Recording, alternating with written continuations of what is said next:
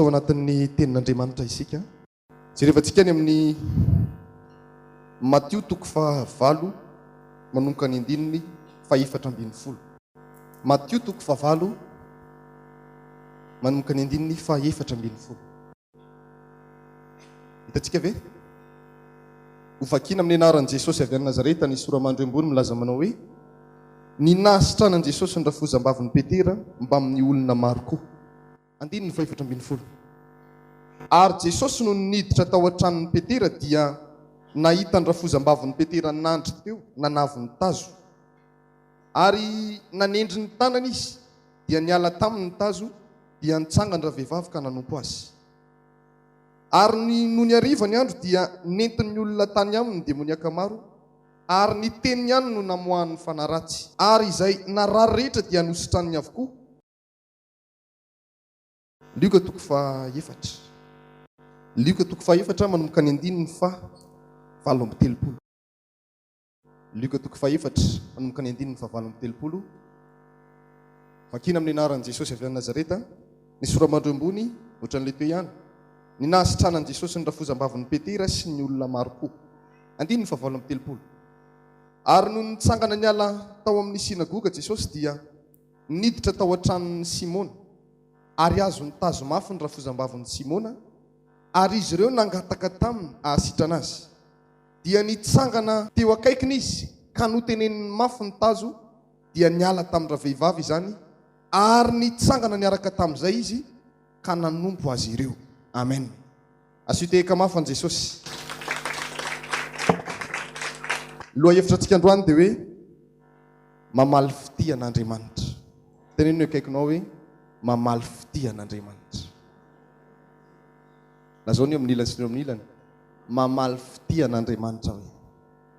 Sady mitsikitsiky tsara ianao miteny an'izany, mila mamaly fitia an'Andriamanitra ianao. Amen na ve? Antanino akaikinao. Raha ohatra ve ka misy namanao tena akaiky be aminao, enao foana ny manome fitiavana azy, fa izy tsy manome fitiavana anao mihitsy, dia ohatry ny ahoana ny toeponao. Antanio an'izany eo akaikinao. Ahoana ny toeponao? Hoe enao dia manome fitiavana, dia manao an'izao, dia manao an'izao, dia manao an'izao, fa izy tsy mamaly fitiavanao mihitsy. Ahoana ny fihetseponao? Ny tantara eto dia miresaka makasika ny rafozam-bavin'i Petera. Ty rafozam-bavin'i Petera ty avana malala amin'ny tompo, narary ny tazo izy. Dia rehefa narary ny tazo izy dia nandamaka teo am-pandriana, tsy nahetika teo am-pandriana. Dia avy any amin'ny tempolo Jesosy, dia namangy tao tokantranon'ny Simona Petera. Dia rehefa tonga tao anatin'io tokantrano io izy, dia nangataka tamin'ny tompo ny olona tao anatin'ny tokantranon'ny Petera io manao hoe mba sitrano io vehivavy io, fa rafozam-bavin'i Petera. Dia rehefa nahita azy ny tompo, dia ny zavatra nitranga dia izao, nijoro teo akaikiny ozy izy ny tompo. Naninona ozy ny tompo? Nijoro teo akaikin'ny ranabavy. Dia rehefa nijoro teo izy dia niraisy ny tanan'ny ranabavy, dia niteneniny mafy ny tazo hoe miala amin'io vehivavy io. Tao anatin'izany dia sitra ny ranabavy. Amen. Tsodrano any marary rehetra mba ho sitran'Andriamanitra. Dia nitoy an-tantara dia izao, rehefa sitra ny ranabavy rafozam-bavin'i Petera ndraisantsika eto, dia tonga dia nitsangana izy, dia nanompo an Jesosy. Naninona an Jesosy? Tenino akaikinao, nanompo an Jesosy. Raha ny tena marina, raha ny tokony ho izy, raha olona avy marary zany ny sitrany, tonga dia andeha andro sakafo amin'ny lakozia ve? Antonio akaikinao, marina zany sa tsy marina? Raha ty amintsika ty zany, raha vao olona anankiray no avy marary na mivoaka ny hôpitaly, dia mbola le olona le mbola amena ronako, mbola ianao no ka mampandroso ny sakafo eo anoloany, mbola rosony eo anoloany ny sakafo, mbola karakaraina be mihitsy. Fa ity ranabavy ty ry avana malala ao amin'ny tompo, tsy nanao an'izany izy, fa raha vao nisitraniny Jesosy izy tonga dia nitsangana. Dia izy le nandray fanasany navy narary teo, izy indray no nanompo ny tompo. Mitaky toepo ohatr' izany ny tompo eto androany. Ranabavy malala, raha malala mitaky toepo ohatr' izany ny tompo eto androany. Amen na ve? asa raha misy olona afaka ny avitany zany hoe avy marary tsy mahetsika eo ambony fandriny. Mino fa samy miaina tao anatin'izany tazo zany daholo tsika rehetrarehetra. Ohatra nahoana ny olona marary ny tazo? Mamay be a, dia mangovotra, dia fanina, maloloy a, tsy mahavita mihinan-kanina, tsy tian'ilay fanafody mangidy be iny. Tsy tena tsy hitan'izay atao. Mahasorena azy daholo ny olona hitany ao an-trano rehetrarehetra satria marary izy amin'io fotoana io. Tsy mahetika eo ambony fandrina izy. Vokatry ilay tazo satria vao miarina, ina zavatra mitranga? Fanina. Nefa raha nabavy vao nandray fanasitranana, vao nitsangana teo izy, dia lasa izy nandeha nikarakara ny tompo. Enjany zany ry havana. Enjany zany. Tena ny kaikanao enjana be zany a. Andao ny kaikanao vitanao ve zany? Domy kely mihitsy izy. Vitanao ve zany?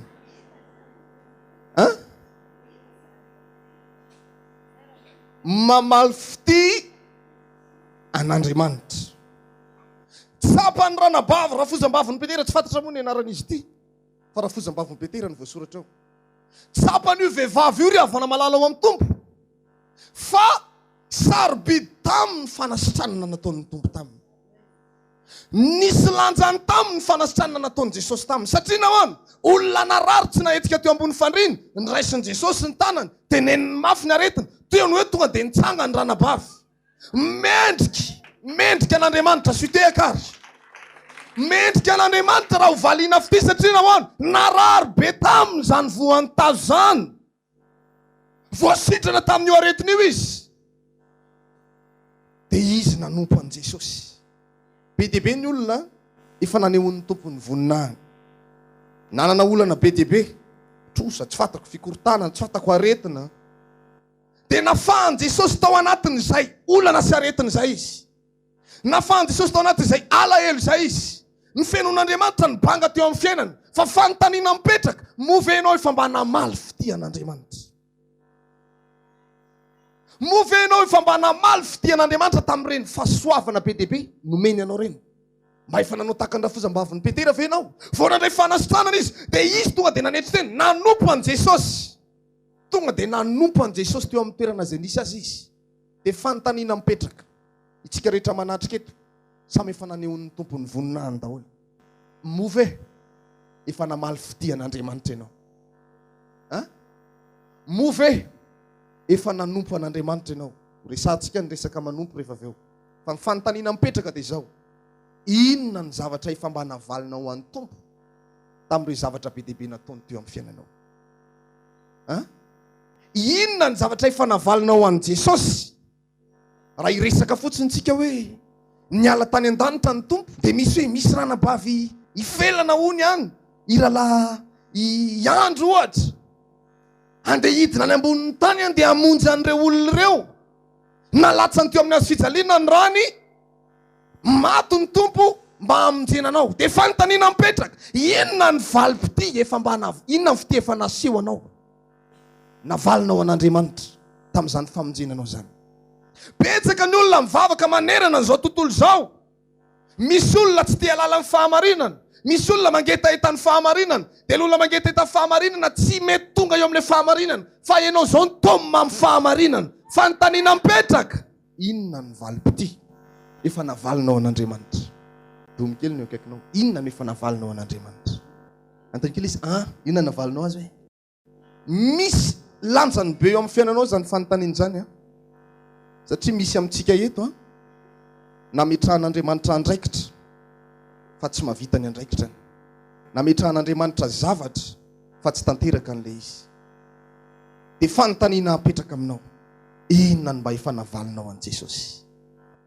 Mitombo isan'andro dia mandohalika eo anatrehan'Andriamanitra, mibebaka sy mangataka ao atsika. Tadidio tsara ngery avy namalalo amin'ny tompo, fa ohatr'izao ny fanontaniana io zavatra io hoe ozy izy ny tompo hoe inona angatanareo amin'ny anarako, dia omeny ny ray any an-danitra zany. Zany hoe rehefa mivavaka zany ianao mangataka amin'ny Jehovah Andriamanitra hoe Andriamanitra mba omeo an'izao, mba omeo an'izao, mba omeo an'izao, fa tsy maintsy asiana hoe amin'ny anaran'i Jesosy.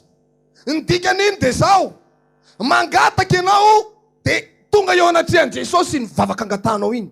Dia ny tompony rehefa avy eo mandeha maka izy, mangataka eo anatrehan'Andriamanitra hoe Jehovah Andriamanitra ray masina tsara indrindra, iranabava ohatr'izao, iralava ohatr'izao, mangataka hono izy mba ho atohan'izao ny fiainany. Ohatr'izay ny asan'ny tompo isan'andro, isaky ianao mivavaka io, dia mangataka ho anao eo anatrehan'Andriamanitra izy. Dia hono aranabava malala sy ralamalala, inona no efa navalinao an'ny tompo? Mety aminao ve izao mipetrapetraka fotsiny izao? Mety aminao ve izao matoritory fotsiny izao? Antony akaikinao, mety aminao ve izao hoe? Manao ny ariana any, mety aminao ve izao mipetrapetraka fotsiny izao? Mety aoka ianao ho tonga saina androany fa ny tompo nanao zavatra be dia be eo amin'ny fiainanao. Fa ny olana amin'ny kristianina amin'izao fotoana izao, ny olany ihany azy ny fatany. Fa ny soa be dia be fa nataon'Andriamanitra teo amin'ny fiainany, tsy tadidiny izany reny. Fanasitranana, fitahin'Andriamanitra, ny vonjena, ny ankonany, ny tombon'androm-pahavelomana, io salama foana, tsy mba marary mihitsy.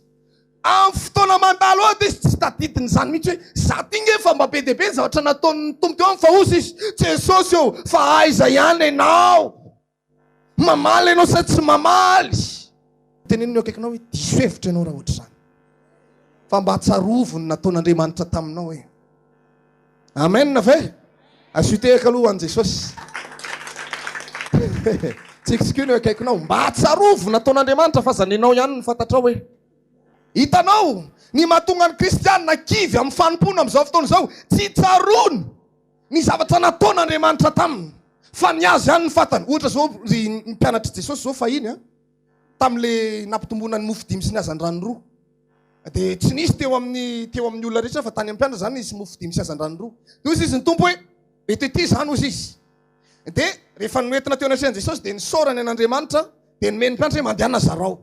Dia nampitombony tompo teny ampandehanana le mofo dimy sy hazan-drano roa, na avoky olona be dia be ary mbola nisy amin'ny 12 sibika. Dia ny zavatra nitsanga dia izao. Niala teo amin'ny toerana io Jesosy sy ny mpianatra nandeha niondrana sambo kely. Dia efa tany anatin'ny sambo kely tany zareo, dia niresaka mibitsibitsika ny mpianatra. Ny tompo ao anaty sambo kely. Oralahy, sisy sakafontsika, sisy mofo ato amintsika. Dia ny tompo amin'ny fotoana io tsy taitra mihitsy izy, fa henony le resaky le mpianatra. Tezitra Jesosy rehefa avy eo, dia nitsangana izy. Nareo ve hozy izy mbola tsy mino ihany? Tsy voatevy nareo nahita mofo dimy sy hazan-drano roa nampitombony, dia zao indray nareo efa miteny hoe tsisy sakafontsika. Sa efa tafiditra ao anatinareo hozy izy le tsy finoana. Izay ny olana ny kristianina amin'izao fotoana izao. Ny fahagagana be dia be nataon'Andriamanitra teo amin'ny fiainany, tsy tadidiny. Fa inona foana no mbanao anatin'ny saina? Ny olana. Jesosy eo, mila anao fa ao, aiza ihany ianao? Mamaly sa tsy mamaly? Misy sa tsy misy? Nefa rehefa misy zavatra mitsanga eo fiainany, tahin'Andriamanitra izy. Tompo, terahina mandrakizay ianao, lay Andriamanitra avy indrindra. Tadidiny tsara, tsapany tsara ny fisian'Andriamanitra. Fa rehefa mandalondalo kely izy, aiza ianao Jesosy eo? Tompo. Tena io akaikinao ianao zany sa tsy ianao? Tena izy raha tsy ianao zany dia io akaikinao io hoe. Fantaniana petraka aminao androany dia izao. Inona no mba efa navalinao an'Andriamanitra? Ny amin'ireny soa be dia be nataony teo amin'ny fiainanao reny. Ianao misakafo tsara. Hozy izy lazain'ny bokin'ny Jona hoe tsy misy olona afaka mandray na inona raha tsy efa nitendreny ny ray avy any an-danitra zany. Io sakafo midinao anatin'ny kibonao io raha tsy Andriamanitra miteny hoe meo sakafo io, tsy mihinana zany ianao. Raha tsy Andriamanitra miteny hoe meo fitafina io, tsy mitafy zany ianao. Raha tsy Andriamanitra miteny hoe tahio io, tsy tahina zany ianao. Miankina amin'Andriamanitra daholo ny zavatra midina eo amin'ny fiainantsika rehetrarehetra. Tsy afaka mandray na inona isika. Ka ianao misakafo tsara, ianao salama tsara, vady aman-janaka ao salama tsara, milamina tsara. Na dia toko hoe misy ny ady, tsy maty ianao, tsy akory, tsy afa-baraka ianao, fa io mbola mijoro any ianao. Inona no mba havalinao an'Andriamanitra kosa ary? Ry havana malala ao amin'ny tompo, fa mila manimaly fity an'Andriamanitra ianao. Neny rafozam-bavy ny Petera dia tsapany tsara mihitsy zany hoe irifiry ny marary ny tazo zany. Tsapany. Fa voasitrana tamin'io aretiny io izy, tonga dia niariny izy ry havana. Lasa izy nanompo an Jesosy. Misy olona afaka hanana toe-po ohatry zany ve? Misy fahasoavana omen'Andriamanitra anao. Misy valim-bavaka nomen'Andriamanitra anao. Dia tonga dia mamaly fity ianao. Fa tsy faly fotsiny. Jesosy eo, alefaso any aloha. Meo foana. Fa tsy mamaly fity an'Andriamanitra mihitsy fa ny azy ihany ny fatany. Tena akaikinao, mila mamaly ianao manomboka androany. Amen. Na dia ataoko hoe olona tsy nahetika ianao teo aloha, natao délivrance teo ianao dia efa manomboka mietsika kely ny tanora dia mbola tsy sitrana hatramin'ny farina ary ianao. Mila mamaly fity an'Andriamanitra ianao fa tsy tokony ho tairina foana ianao mandeha hivavaka. Tsy tokony ho tairina foana ianao hanompo an'Andriamanitra. Tsy tokony ho tairina foana ianao hanao alim-bavaka. Fa mila ianao mihitsy ny mahatsapa hoe mila mamaly fity an'Andriamanitra. Resy lahatra amin'izany ve tsika? Mila tsapanao zany manomboka androany. Fa mila mamaly fity an'Andriamanitra ianao. Ny rafozam-bavy ny Petera vao sitrana dia nanompo. Nanina hoe nanompo. Ijery vehivavy anankiroa ao anatin'ny Baibolitsika. Samy nanompo an Jesosy. Fa misy karazany le fanompoana. Sasany nanompo an Jesosy tamin'ny fomba hafa. Sasany nanompo an Jesosy tamin'ny fomba hafa. Donc ijerevantsika any amin'ny Luka 2 manomboka ny 7. Luka 2 manomboka ny 7. Luka 2 manomboka ny 7. Hitantsika ve? Ovakitsika amin'ny anaran'i Jesosy avy any Nazareta. Dia gaga ny ray aman-dreniny no niteny nilazana azy. Ary Simeona nitsodrano azy ireo ka nanao tamin'ny Maria reniny zaza hoe, indro ity zaza ity no voatendra ho fandavona sy ho fananganana ny maro ao amin'ny Israely ary ho famantarana ho lavina. Ary ny fanahinao azy dia ho satohina sabatra mba aseho ny hevitry ny fo maro. Ino tsara? Ary nisy mpaminany vavy anankiray dia Ana no anarany. Zanaka vavy ny Fanuela avy tamin'ny firenen'ny Asera. Efa antim-panahy tokoa izy ary efa nitoetra tamin'ny vadiny 7 taona taoriana Virjinia azy. Ary efa mpitondra tena tokony ho 420 taona ary tsy niala tao an-kianja ny tempoly izy. Fa nanompo, fa naninona hony? Tamin'ny fifadikanina sy ny fivavahana anony manitra ka nilaza azy tamin'izay rehetra niandry ny fanavotana tao Jerusalema. Amen. Misy mpaminany anankiray eto, mpaminany vavy antsoina hoe Ana no anarany. Io mpaminany vavy io efa tena antim-panahy 4 taona izy teo. 420 taona. 420 taona ty mpaminany vavy ty. Antim-panahy. Nanompo an'Andriamanitra tamin'inona hozy izy lazain'ny Baiboly teo? Fifadikanina sy ny fivavahana. Andro aman'alina. Manazava tsara ito ny Baiboly mahakasika ny fanompona. Io aloha nijerevantsika dia ireo tsy jery hafa indray tsika. Fa ity mpaminany ity zany ny fanompony an'Andriamanitra. Natao hoe manompo an'Andriamanitra izy. Nanompo tamin'ny fifadikanina sy ny fivavahana andro aman'alina. Zay no atao hoe manompo. Teny hoe kaikanao zay no atao hoe manompo. Fa tsy mivavaka hoe ndeha ho any am-piangonana tapitra ny fotoam-bavaka dia za andeha hody. Dia latsinainy talata larobia misy zoma tsita tonga nay sabata dia ho any am-piangonana tapitra ny sabata za andeha hody. Teny hoe kaikanao hoe tsy zany hoe. Zany ny atao hoe mpivavaka fa tsy mpanompo. Teny zany hoe kaikanao mpivavaka zany fa tsy mpanompo. Fa ny atao hoe mpanompo ry havana malala amin'ny tompo lazain'ny Baiboly hoe nanompo an'Andriamanitra tamin'ny fifadikanina sy ny fivavahana andro aman'alina. Ohatr'izay zany ny endriky ilay atao hoe fanompona. Dia ametraka fanontaniana aminao a. Aiza ho aiza eo anatrehany zany ny fanompona zay ataonao amin'izao fotoana izao. Hoe ndeha hanompo an'Andriamanitra. Aiza ho aiza ny eo anatrehany zany ny fanompona. Mavita fifadikan'ny impiry isan-kerinandro ianao. Ray zay. Adiny firy ianao mivavaka isan'andro. Fa misy olona mivavaka 10 minitra raha farafahelany. 15 minitra raha farafahelany. Atsasakadiny raha farafahelany. Dia manompo ianao amin'izany fotoana izany sa tsy manompo ry havana. Tena faly be amin'ny toroteny aminao eto fa tsy tezitra. Tena kaikanao hoe faly be ny apôstôly. So dia matahotra ianao manko. Fa tena faly tsara mihitsy amin'ny toroety mampianatra anao amin'ny fo tena feno fifaliana tsara mihitsy. Aiza ho aiza eo anatrehany zany ilay fanomponao hoe ry havana. tsikitsika io ny akaikinao dia aiza hoe mahafinaritra miaraka amin'ny tompo a. Ity ranabavy ty nanompo tamin'ny fifadikanina sy ny fivavahana andro aman'alina. Fafaka foana zany ranabavy. Mamaly fitian'Andriamanitra izy amin'ny fotoana io a. Fadianina amin'ny fotoana tokony ifadiana izy dia mifady. Mivavaka izy amin'ny atoandro. Mivavaka izy amin'ny alina. Ohatr'izay foana ny fiainany. Ohatr'izay foana ny fiainany. Zay natao hoe manompo. Mba impiry isan'andro ianao adiny firy ianao mba mitondra mbavaka n'izao asan'Andriamanitra zao. Fa raha mbola ny fiainanao foana no hitondra mbavaka, mbola tsy manompo zany fa mpivavaka. Fa mba adiny firy isan'andro ianao mba mitondra mbavaka Jesosy eo. Mba jerevo ny asan'Andriamanitra. Mba ho maro ny olona vonjeny. Taka adiny firy isan'andro ianao mitondra mbavaka ny asan'Andriamanitra. Zany raha navavy malalo amin'ny tompo. Zany raha malalo amin'ny tompo. Fanontaniana firy zay nipetraka teto? Firy zay fanontaniana nipetraka teo? Ianam-paminany ny atao hoe manompo zany taminy dia manompo amin'ny fifadikanina, manompo amin'ny fivavahana andro aman'alina. Zay no atao hoe manompo. Olona tsy tairina, olona tsy terena izy amin'ny fanompona. Matsapa-tena mihitsy izy fa mila mamaly fitian'Andriamanitra izy. Noho izany fivavahana zany tsy terena zany izy mivavaka riavana, fa manana fanetretena mivavaka eo anatrehan'Andriamanitra amin'ny fotoana rehetra.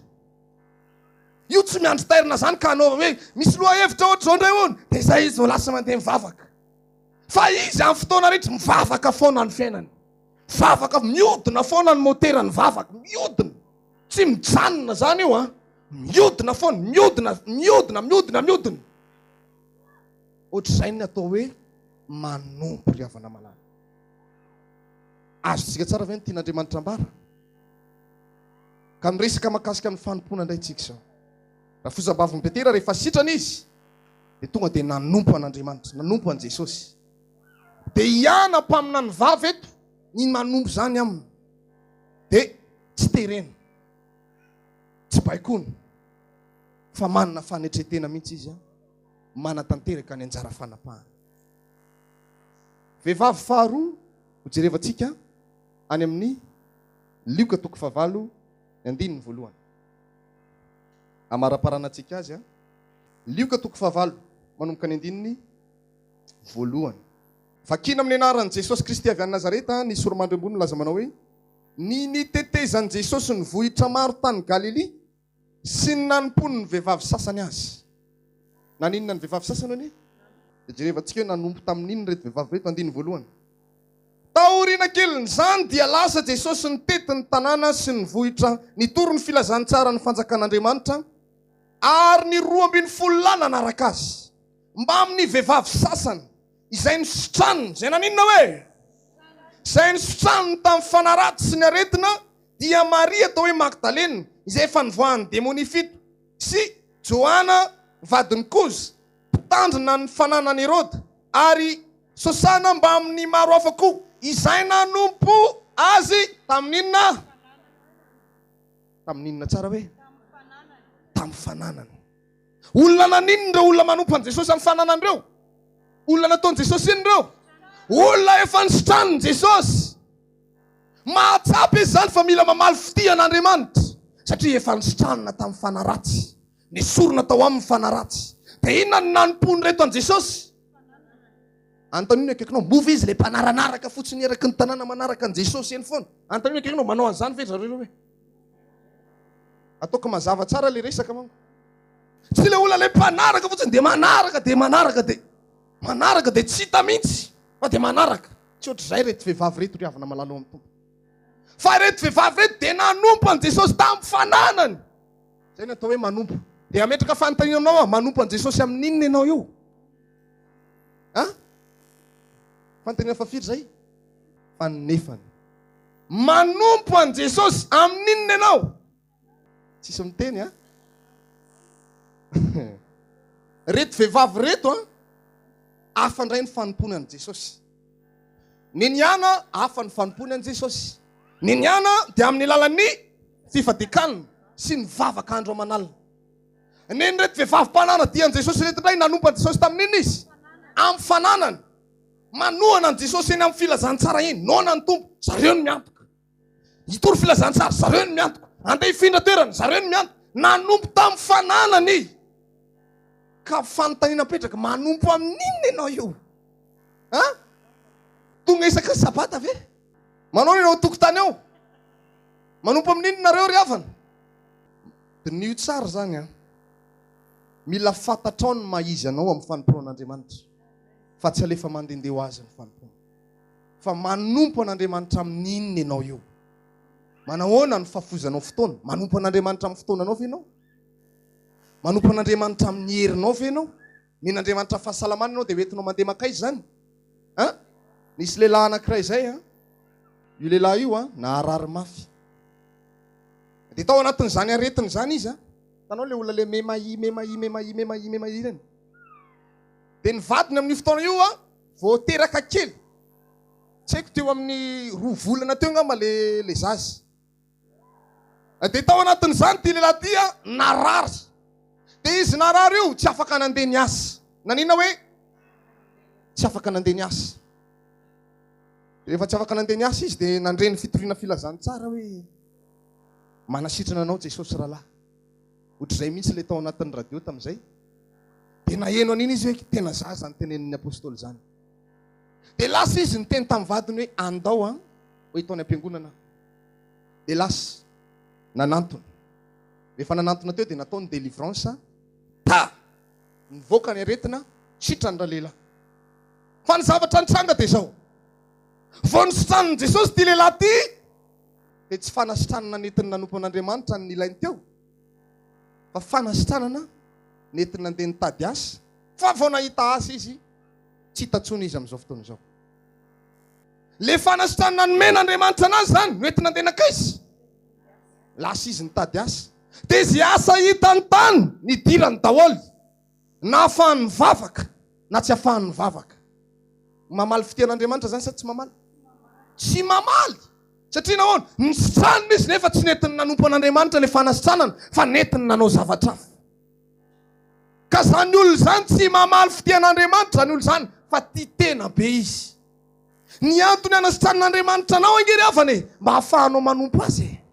Ny antony nanomezana fahasalamana anao ane, mba hafahany manompo azy. Nanomezana anao an'io asa io, mba hafahanao manompo an'Andriamanitra.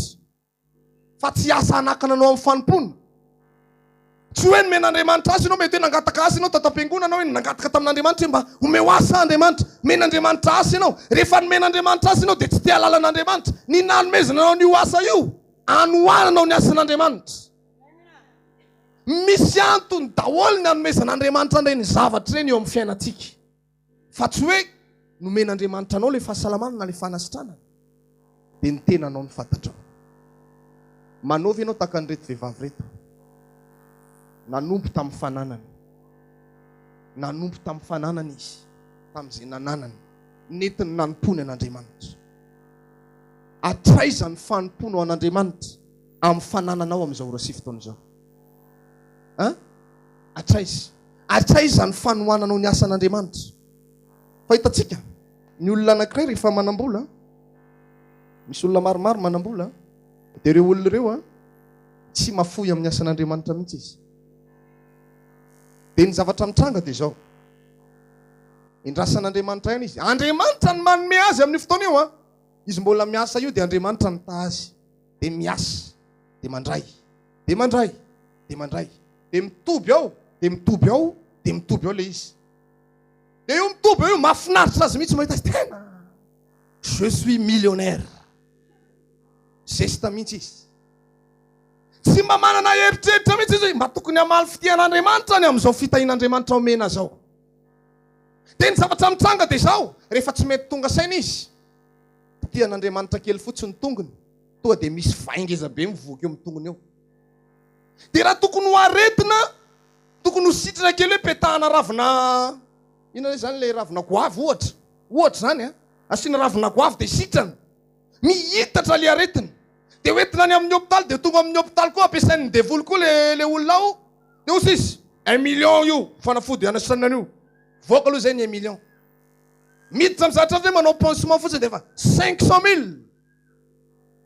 mamoaka an'ireny bande sy ny karazany reny izy ny mercure sy ny karazany 500 000 ny vidiny reto. Azanareo tsara, rehefa ny olona ny tsy mahay mamaly fitian'Andriamanitra dia hitanao tsara fa zavatra hafa ny zavatra mitrango eo amin'ny fiaina. Raha ny tokony ho izy ianao zao tsy tokony harary zany. Dia ny kaikinao tsy tokony harary, domy mihitsy izy tsy tokony harary. Fa zaho tsy mamaly fitian'Andriamanitra anginao e, zay no mahatonga anao tratra foana. Dia aoka ianao manomboka androany mba ho tonga saina amin'izao hoe raha mba tahian'Andriamanitra, raha mba nisitran'Andriamanitra, men'Andriamanitra fotoana, valio fitia Andriamanitra. Fa za tehirizinao foana dia ao anaty mipoka amin'izay le aretina rehefa avy eo. Eo ianao mahatsiaro Andriamanitra aiza ianao. Dia hozy izy ny tompo hoe le vola le fitahinany meko anao avoay daholo reo anasitranana anao. Azonao tsara le izy, mila tonga saina ianao. Manompo an'Andriamanitra amin'inona ianao ry havana. Mila manana fanapahan-kevitra ianao, mandray fanapahan-kevitra hoe za ty moa zany inona ny mba hanompoko an'Andriamanitra. Ny mpivavaka efa mpivavaka ianao, fa le sehatry ny fanompony inona le mba hanomponao an'Andriamanitra. Fa tsy hoe mpivavaka tsotra fotsiny dia samy miala, fa mila miditra ao anatin'ny sehatra ny mampanompo ianao, manompo an'Andriamanitra. Inona ny mba amalinao fitian'Andriamanitra manomboka androany. Inona ny mamalinao fitian'Andriamanitra, mila valianao fitiany tompo. Fa ianao zao ny vonjen'Andriamanitra ianao. Hitantsika tsara, amin'izao inge tena be dia be ny olona miantso amin'io radio io e. Miantso dia tena apôstôly. Nisy fampianarana mahakasika ny maloto apaty manko zany nataon'ny mpaminany tamin'ny herinandro iny, tamin'ity herinandro ity. Tsy haiko maly sa afaka maly. Dia miantso daholo ny olona, apôstôly, tena mbola tsy naheno an'izany hatramin'izay nivavaha. Mbola tsy naheno an'izany fampianarana zany izy hatramin'izay nivavahana. Aiza sy aiza tsara le verset misy an'izany. Dia nomena azy teo ny verset. Tena enjana hozy izy nareo. Mpivavaka any amin'ny fiangonana hafa sabatista, mirehare malala ny fahamarinana amin'izao fotoana izao mitady firy ny ao an'ilay radio anareo fa tena enjana be mihitsy manaiky anareo zay raha fahamarinana hozy izy zareo. Alleluia. Ka ny olona niverany mpiandraikitra zany daholo le olona miantso. Mpiandraikitra tsy malala ny fahamarinana, nefa ianao ry havana malala ao amin'ny tompo, maimai-pona men'Andriamanitra anao zany. Ahoana kosa ny mba havalinao an'Andriamanitra? Inona ny mba havalinao azy? Tamin'ny talata alina, rehefa nivavaka tamin'ny talata, mivavaka tamin'ny fito iny, dia za mivavaka teo fa misy zavatra henoko hoe manandindindona anahy. Dia za manko rehefa mivavaka isaky ny amin'ny fito iny, dia tsapako hoe mivaly zany mivavaka zany, dia tsapako hoe tsy mivaly zany mivavaka zany. Dia tamin'ny fotoana io no nivangin'ny tompo, tonga tao anatin'ny saiko tany amin'ny fanahiko tany hoe ianareo anie efa be dia be ny zavatra atao aminareo e. Resaka harena ara-panahy, raha hitady harena ara-panahy ianao, aiza no ahitanao harena ara-panahy raha tsy atao amin'ity fiangonana ity. Ianao zao inona ny tsy efa natao tamin'ny fiainanao, mpinonona teo daholo zao. Inona ny zavatra ilainao amin'Andriamanitra tsy nomen'Andriamanitra anao, fa inona kosa ny mba havalinao an'Andriamanitra. Zay zany ny feo tonga tamiko. Dia rehefa naheno an'iny moa zany za dia bebaka teo natrehan'Andriamanitra hoe fona aminao atompo fa hatramin'izay zany dia mety tsy natsapa mihitsy hoe nanao zavatra be dia be teo amin'ny fiainako ianao, fa dia nia ihany ny fantatro. Nandeha ny larobia dia rehefa nahazo an'iny afatra iny moa zany dia tonga dia nitory-teny tao amin'ny radio rehefa avy eo dia ity tory-teny ity nataoko tory-teny tao amin'ny radio. Dia nandeha ny alarobia, nandeha teto nivavaka. Nandeha ny alakamisy maraina, asitehako alohan'i Jesosy. Zavatra goavana be ny resahantsika eto. Ny alakamisy maraina, niantso le tompon'andraikitra tany amin'ilay fikarakarana. Apôstôly, ahoana hoa? Atoandro teo ilay izy, ka tsiko teo amin'ny 12 sa tamin'ny 1 teo ilay izy, niantso izy. Misy vaovao mafaly hozy izy apôstôly. Vaovao mafaly ahoana raha nabava, nangitakitaka amin'izay raha. Vaovao mafaly ahoana dia hozy izy. Nivoaka ny taratasina tele atsika. Fa zao ny any amin'ny faritra Moramanga aloha no navoaka. Satria ny faminaniana dia zao, mainga avy any Atsinanana ny fifohazam-panahy miditra eto Antananarivo. Amen.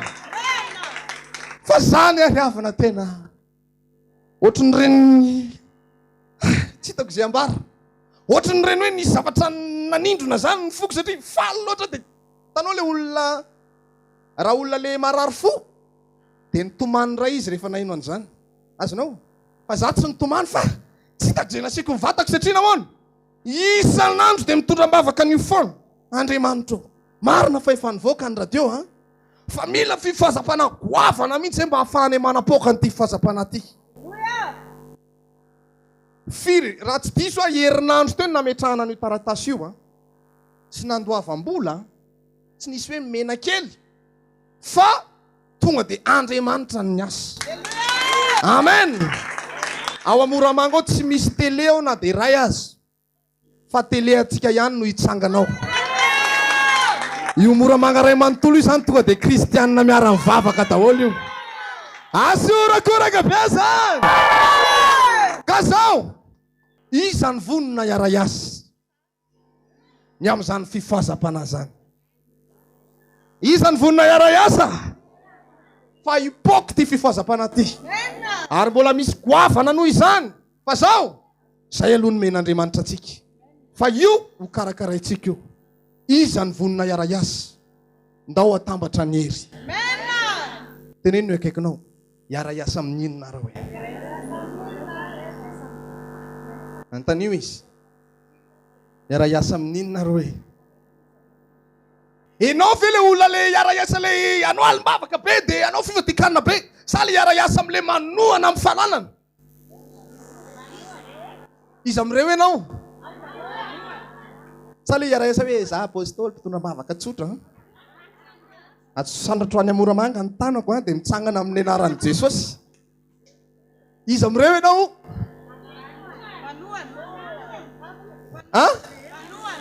Hitanao? Ianao zao ny vonjena, sarobidy zany famonjena zany. Azonao? Dia amaly fitian'Andriamanitra sika amonjy fanahin'olona. Tele zany zavatra goavany zany. Tena teneniko anao fa tonga dia fifoazy sady ny toerana misy ny fiangonantsika any Moramanga efa eny tapitendrombohitra. Tsy mila mitady tendrombohitra fa tonga dia eo amin'ny tobony atsangana amin'ny pilôna, tonga dia Moramanga ray manontolo, tonga dia atsika daholo. Amen. Faly venao raha maheno an'izany. Mbola ho avy ny anjarantsika eto Antananarivo eto fa eto am-bavaka. Ka efa tonga ty ny fifazam-panahy, fa zao mila mandray andraikitra ianao manompo an'Andriamanitra. Dia samy mandray andraikitra hoe anompo an'Andriamanitra amin'inona? Ianao miasa zany tsy manam-potoana mihitsy, mila manao taka ny reto vehivavy reto, manompo amin'ny fanananao ianao. Rehefa tsy manam-potoana ihany andehanana mivavaka. Fa tsy hoe sady tsy manam-potoana ianao mandeha mivavaka, mbola tsy manompo amin'ny fanananao ihany ianao. Tena akaikinao, manompo an'Andriamanitra. Valio fity Andriamanitra, fa efa be dia be ny nataony taminao. Amen na fe? Za mino fa raha nomboka androany ianao amaly fity an'Andriamanitra, mbola nome mihoatra noho izay efa niraisinao hatramin'izay Andriamanitra. Isika rehetrareto samy hotahin'Andriamanitra daholo, fa manana toe-po mamaly fity an'Andriamanitra. Fa milaza aminao fa hotahina ianao, hotahina ianao, niotsy laninao tonga ihany, ho asanatra Andriamanitra ny fiainanao, ahita fity amin'ny olona rehetra, ho ambinina, ho asoavina, ho sitranina, ary ho vonjena ny ankohonanao rehetra rafina malala ao amin'ny tombo. Asoteka mafan Jesosy lafaly ianao. Manana zavatra irinao ianao eo anatrehan'Andriamanitra zao. Valio fity Andriamanitra. Mazava tsara amintsika ve ny tenin'Andriamanitra? Atsangano zany toe-po zany. Manana toe-po mamaly fity an'Andriamanitra. Manompo an'Andriamanitra aza amin'izany na ho mpivavaka tsotra fotsiny. Fa mila manana ny andraikitra manokana ianao hoe za hanompo an'Andriamanitra amin'ny alalan'izao. Amen. Manompo an'Andriamanitra. Ho hitanao ny voninahitr'Andriamanitra. Amen. Asandrato ny tananao ary dia hisaotra an'Andriamanitra isika ny amin'izany teny mahafinaritra be zany.